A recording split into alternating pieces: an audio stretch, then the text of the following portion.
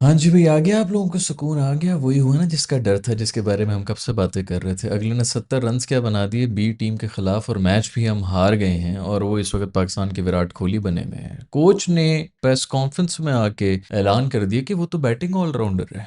पिछले 6 साल से वो बॉलिंग ऑलराउंडर बन के खेल रहा है, बॉलिंग ऑलराउंडर की रूप धारण करके। शादाब भाई जो है वो टीम के अंदर थे, कल से वो बैटिंग ऑलराउंडर बन चुके हैं। कौन सा दुनिया का बैटिंग ऑलराउंडर है जो कि 9 ओवर्स कराता है, वो भी सबसे इजी मुकाम के ऊपर आके। जब सारा प्रेशर निकला होता है, उसको 9 ओवर दिए जा रहे होते हैं कि खुदा के लिए तो किसी तरह 1 या 2 आउट कर ले।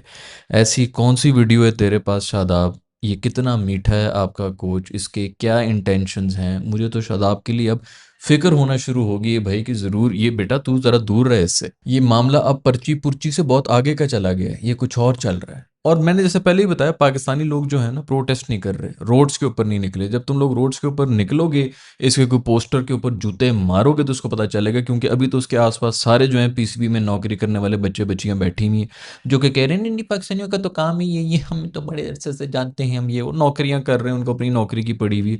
गोरे को देख के अंदर का कॉम्प्लेक्स भी आ गया। दूसरा, वैसे भी उन्होंने यारी दोस्ती बनानी होती है कि जी मेरे कोच की भी गुड बुक्स में रहूं तो इसकी भी गुड बुक्स में रहूंगा, कि हमारी नौकरी ना कहीं चली जाए। उन लोगों को ये इन्होंने जो है अपने आप आसपास उन्होंने रखा हुआ क्या है, सिक्योरिटी कंसर्न्स की वजह से। ये कौन से बाहर जा रहे हैं और लोगों से मिंगल भी कर रहे हैं, जो बाकी बाहर लोग भी इनको इन्वाइट कर रहे हैं, जो बिजनेसमैन नहीं इस किस्म के लोग हैं, उनको दे डोंट केयर मैन। उनको कोई फर्क नहीं पड़ता कौन सी गुल्ली डंडा थर्ड क्लास क्या खेल रहे हैं क्या नहीं खेल रहे।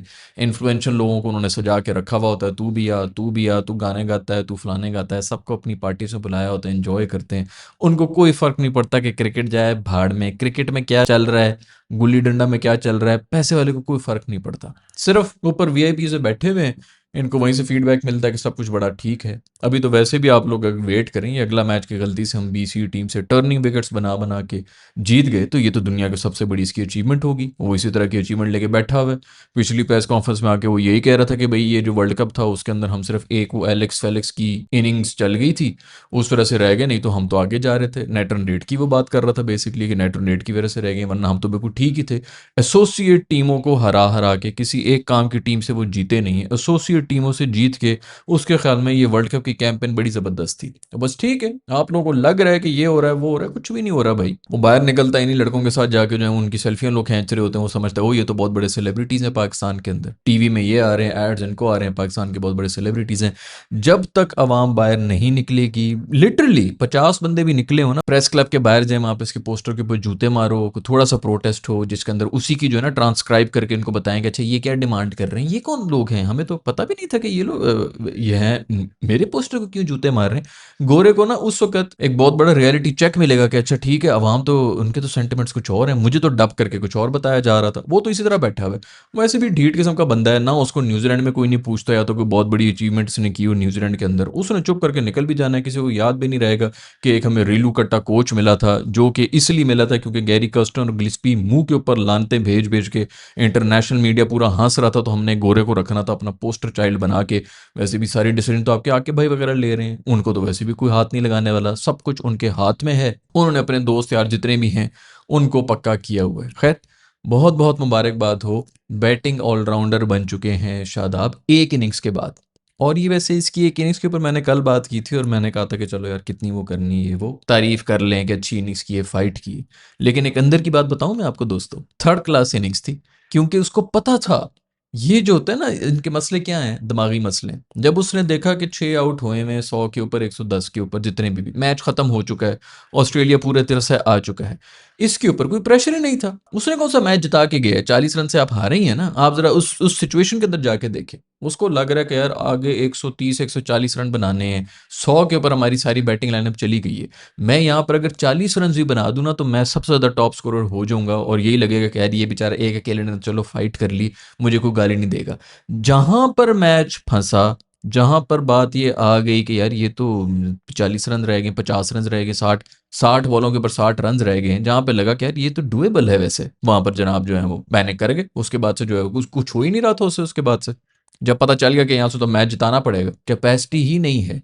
इतनी ही कैपेसिटी है कि बस ठीक है, थोड़े अरसे के लिए जो वो कर लिया, थोड़ा बहुत तो कर लिया, हमने तो अपनी तरफ से पूरे जोर लगा लिए थे, वो हम क्या करें, ये गया ही मत। ये बेसिकली सिचुएशन ही ये बनी हुई थी। ये हाई प्रेशर सिचुएशन में जाता, पहले से ही अगर इसके ऊपर होता कि भाई तू अभी बैटिंग के लिए आया है, 50 बॉलों के ऊपर 60 बॉलों के ऊपर 50 रन बनाने, तेरे पे सब कुछ है, मैं लिख के देता हूँ, इसने उसी वक्त आउट हो जाना था। इसने स्कोर किए ही तब है जब मैच खत्म हो चुका था। तू 30 बना, तू 35 बना, तू 50 कर ले तो तेरी जो है बड़ी तारीफें होंगी, क्योंकि लॉस्ट कॉज था, और था भी यही। आपके दूसरे एंड के ऊपर टेल वेल खड़ी हुई है, आउट हो रहे हैं आपके, अगर 40-50 रन भी हो रहे हैं तो लोगों ने करना था। इसको पता था कि इक्वेशन मेरे लिए टेल लिमिट बन गई है, मैंने मैच नहीं जिताना, मैंने सिर्फ जो है वो 40-50 रन बना लिए तो मेरी सीट पक्की। और मुझे बाद में आके कोच ये डिफेंड कर रहा होगा कि ब्रायन चार्ल्स लारा हमें मिल चुका है 7वें नंबर के ऊपर, जो कि 9-9 ओवर भी कराता है।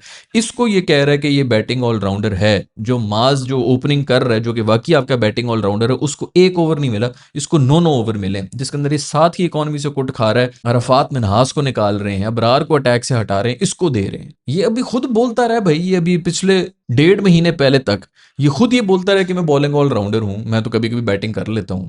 10-10 ओवर इसको करा रहे हैं, हम उसी के ऊपर तो चीख रहे हैं। पूरे वर्ल्ड कप के अंदर इसके 10 ओवर होते थे, जिसके अंदर से 6 ओवर तो ये फुल टॉस होकर कराता था। हम किस लिए चीख रहे थे? हमें क्या फर्क पड़ता है बैटिंग के अंदर? और कौन सा सवाए बाबर के या इक्का दुक्का आपका जो थोड़े बहुत कोई फुलझड़ी मिल जाती है इधर उधर से, कौन चला है आपका पिछले 6 साल के अंदर बैटर जो एक कंसिस्टेंट रन के साथ चला हो? मुझे नाम बता दो किसी का। हम तो बैटिंग के ऊपर बात ही नहीं करते। अगर आपने बैटिंग ऑलराउंडर की ही बात करनी है तो खुशदिल शायद से बेहतर बैटर नहीं है। इफ्तिखार जिसको सब चाचू चाचू उसकी शक्लों का मजाक उड़ा के आप लोग कर तो रहे होते हैं, एज अ बैटिंग ऑलराउंडर क्या वो बेहतर ऑप्शन नहीं है? क्या वो इससे बेहतर बैटर नहीं है? वो बेहतर छक्के नहीं मार सकता? उसने मारे हुए भी हैं मुश्किल कंडीशंस में, ऑस्ट्रेलिया में जाके उसने छक्के मारे में। क्या वो बेहतर ऑलराउंडर नहीं है फिर इससे? अगर उसने 2-3 ओवर ही कराने हैं, 2-3 ओवर क्या खुशदिल शाह और इफ्तिखार नहीं करा सकते? उनसे भी बेहतर है ये शादाब। पहले तो ये था कि जी ये 10 ओवर वाला है जी, खुशदिल शाह और ये सब जो है ये सब बैटिंग ऑलराउंडर हैं। ये बॉलिंग ऑलराउंडर की सीट पे था। एक इसने 70 रन की इनिंग्स लॉस्ट कॉज में जहां पे जिताया भी नहीं है। अगर इसने ये मैच जिताया होता ना, इन्होंने कल ही अनाउंस कर देना था कि आप लोगों का तीनों फॉर्मेट का कप्तान हमें मिल चुका है, अगर ये कहीं गलती से हमें मैच जिताता। लेकिन नहीं जिताना था इसने, क्योंकि जहां पर बात आनी थी कि अब डिलीवर कर और क्रॉस कर लाइन, इसने पैनिक करके मर जाना था। आखिरी अगर 5 रन भी रहते होते ना, 8 बॉलों पे होती, इसने कंफर्म आउट हो जाना था। ये कर ही नहीं सकते, ये जहनी तौर पे इतने मेच्योर ही नहीं है, इतने स्ट्रांग ही नहीं है कि ऐसी सिचुएशंस में टीम को ड्रैग करके फिनिश लाइन से उस तरफ लेके जा सके। कर ही नहीं सकते। खैर आप लोग अब इंजॉय करें दोस्तों। अब ये 2031 तक अगर इसको टीम से निकाल दिया ना, मेरा भी नाम बदल देना। जब तक लोग नहीं निकलेंगे सड़कों के ऊपर, इसके पोस्टरों के ऊपर जूते नहीं मारेंगे, कोच साहब को नई रियलिटी चेक मिलेगा कि अच्छा ये दुनिया तो कुछ और कह रही है, मुझे तो कुछ और डब करके बताया जाता था, इसी तरह होता रहेगा। कोई एक जर्नलिस्ट नहीं है जो कोच साहब को जो अंग्रेजी में चूंकि बात करनी पड़ेगी ना, कि उससे जरा सख्त क्वेश्चन करे। वो कल आके ऐसे प्रेस कॉन्फ्रेंस कॉन्फिडेंस के साथ कर रहे थे जिस तरह पता नहीं कौन सा वर्ल्ड कप जीत के बैठे हैं। ऑस्ट्रेलिया की BC टीम के साथ तुम एक घटिया तरीके से वन साइडेड मैच हारे हो। कुछ शर्म करो, तुम्हें समझ आ रही है? टर्निंग विकेट्स बनाई हैं इन्होंने ऑस्ट्रेलिया के लिए, इसलिए कि हम जो हैं वो बेहतर परफॉर्म करेंगे। उसके अंदर फिर भी खुद ये खड्डे में गिर के हारे हैं, तब भी शर्म नहीं आ रही। वो डिफेंड ये कर रहा है कि साउथ अफ्रीका में हमें जो इस किस्म की वो पता नहीं कोई 14 ग्राउंड्स के अंदर से एक एक मैच जो है ना, कि जिम्बाब्वे में वो वाला ग्राउंड है, वहां पर उस पिच पर टर्न होती है, तो ये वाला ग्राउंड है, उसके लिए हम टीम बना रहे हैं। जो 2 मैच शायद हमें मिले भी ना, या तो उसको मिला होना कि हमारे सारे मैचेस उधर मैचेस हो रहे हैं, शायद साउथ अफ्रीका से भी लड़ लें, बाद में कहेंगे जी हमने साउथ अफ्रीका में हम सेफ नहीं, तो हमारे सारे मैचेस इसी पिच पे जिम्बाब्वे में यहाँ पे करा दो। इस किस्म का इनका सीन होगा। वो उसके ऊपर डिफेंड कर रहा है कि हमने स्पिनिंग टर्निंग विकेट्स क्यों बनाई हुई हैं। और तुमने टर्निंग विकेट्स इसलिए बनाई हुई हैं कि तुम लोग डेस्परेट हुए हुए हो।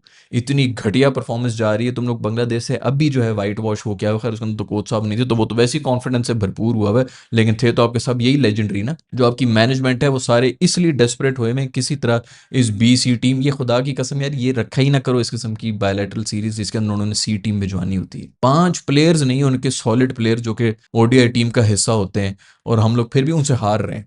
उसके ऊपर कोई बात ही नहीं भाई। हम लोग तो बस किसी भी तरह ये एक, अब अगला जो मैच है ना, मुझे समझ नहीं आ रही थी यार कि अभी ऐसे इमेजिन करना पड़ता है कि हम लोग कहीं ना कहीं ये सोचना शुरू हो जाते हैं यार ये हार ही जाएं, क्योंकि जीत के तो और ज्यादा नुकसान होना है। लेकिन प्रॉब्लम ये ना कि किस किस से नहीं हारे हुए। USA से ये हारे हैं, इंडिया से 5 मैचेस पिछले जो है लगातार हारते रहे हैं, ये जिम्बाब्वे से हार गए, आयरलैंड से हारे हैं, पता नहीं बांग्लादेश से वाइट वॉश हो रहे हैं।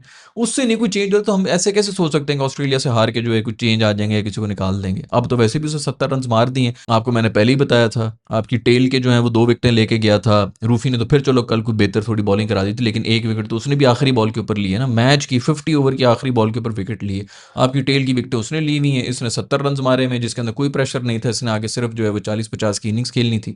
वो हीरो बन चुका है, अब इनको कोई निकाल के तो दिखाए भाई। 6 साल से ये बंदा 6 साल से बॉलिंग ऑलराउंडर की सीट के ऊपर ये खेल रहा है। जितने आपके बाहर जो बॉलर्स हैं उनको बाहर किया हुआ है कि भाई ये बॉलिंग की 10 ओवर भी करा सकता है। सुफियान मुकीम को बाहर किया हुआ है, वो कह रहे हैं कि जी ये पांचवा बॉलर है।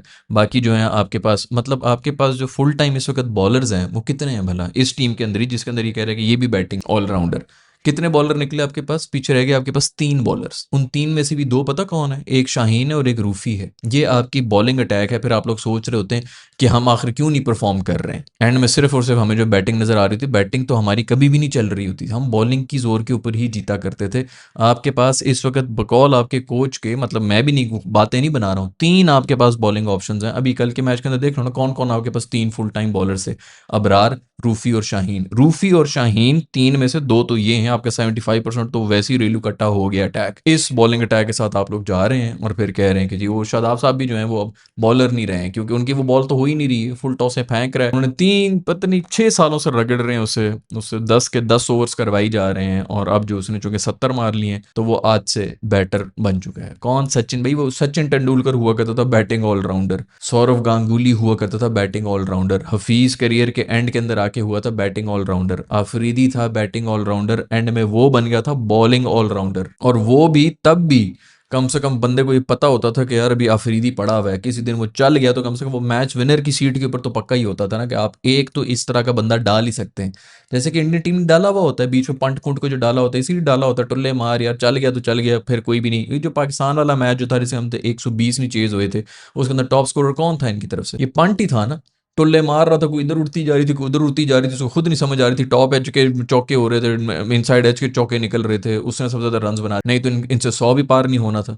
खैर हमसे भी फिर 100 पार ना होता, वो तो हमारी तो अलग ही ज़हनी तौर पे हम रुके हुए होते हैं ना। बट आपकी टीम जब पूरी सॉलिड होती है, आप अफोर्ड कर सकते हैं कि बीच में किस तरह ट्रम्प कार्ड डाल दिए गए। जिस दिन ये चल गया भाई बस फिर उस दिन तो अगली टीम की खैर नहीं। उस तरह की भी नहीं है ना ये हमारे आजकल के ऑलराउंडर के बंदा कह के चलो यार कम से कम कभी ना कभी तो चलेंगे। वो जिस दिन चला है वो इसी दिन चला है जब मैच खत्म हुआ था, बिल्कुल सेफ हाथ सब कुछ, सारी की सारी टीम फेल हुई हुई है।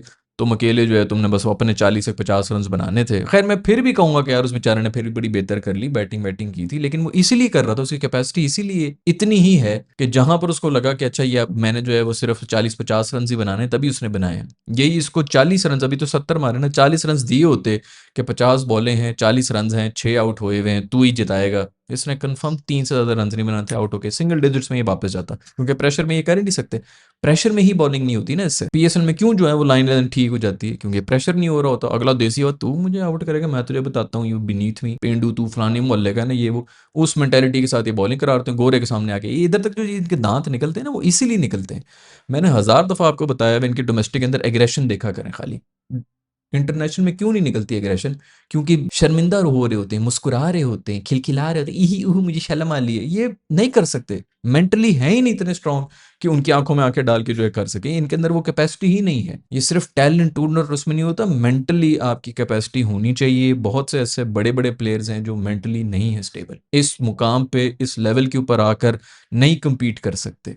हर स्पोर्ट के अंदर यही होता है। आपके आसपास होंगे बहुत ज़्यादा टैलेंटेड लोग होंगे, लेकिन बड़ा नाम नहीं बन सकते। लोग कहते हैं जो अपॉर्चुनिटीज़ का ये थर्ड वर्ल्ड के अंदर होता है।